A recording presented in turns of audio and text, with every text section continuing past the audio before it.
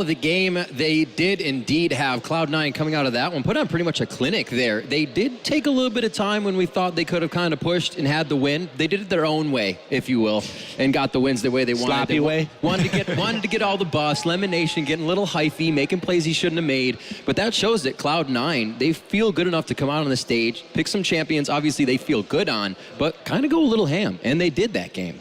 Messy. A little bit too ham, to be honest. Yeah, and it wasn't necessarily even ham in the right ways. Yeah. It's just Lemon near a turret or Balls not ulting himself in the right situations. It was just Lemon and Balls getting caught so many times really prolonged a game that Cloud9 should have easily won. Yeah, I feel like. And I like the point that Saint made as well. The 3,000 gold outer turret, that was at 30 minutes, 46,000 to 52,000. Add that 3K to 46. You're right there near 50K. Yep. That's only a 2K game, way closer. So as you were saying, messy things, that could have resulted in those first 3 turrets. Then imagine fighting a Mundo and a Warwick that are always going to sustain in long fights. It could have gotten pretty nasty for them. Yeah, that's the thing. Any jungler with Devour scales up really quickly if you start throwing away all these kills really easily. I mean, Devour stacks up so quickly if you start getting even just assists in team fights like that. So it gets really scary. Even though they were so far behind in gold and Cloud9 had all the dragons, it was still scary for them. Like, the possibility of losing that game was still very real, even though they had complete domination of the early and mid game. We said that going into the game that paiN's team comp was going to require to ramp up.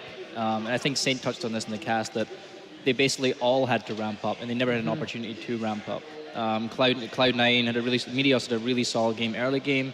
We really didn't see much coming out of Sertina's Warwick. We didn't really see much at all there. Like a level 3 gang, that's not what you do in Warwick. And he was actually struggling to keep up with Meteos in farm, even though Meteos was applying a lot of pressure across the map.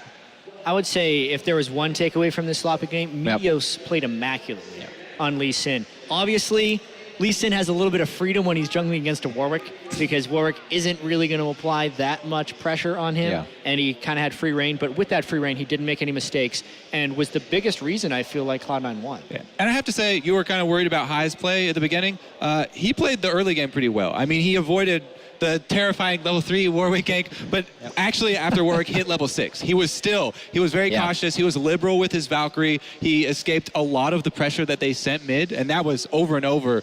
paiN were really focusing mid. You could tell they were doing that, and he was able to avoid a lot of those situations where usually you think of High, you think of this aggressive mid player, and he's getting caught by these things, but he actually was able to avoid a lot of them there. Really, I think the surprising and disappointing thing for me was the Balls Lissandra. I mean, this is a character that, yes, she has all these invulnerabilities that she can use, but if you lock her down, you can't activate any of them, and she still has low defensive stats, so you get burst down, and you don't even get a chance to use anything. Snoopy? I'm not sure if it's Balls just hasn't played against Warwick much recently.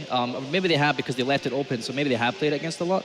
But he just didn't seem to expect that instant ulti from Warwick where he got locked down. He had the Zhonya's every time, and he has his ulti obviously on himself. Right. But it just didn't seem to react in time, and it was three very clear instances where it set C9 behind and dragged that game out further, which, as Jack was saying, if that happened once or twice more, paiN could have finished the game. That was a really dangerous game, actually.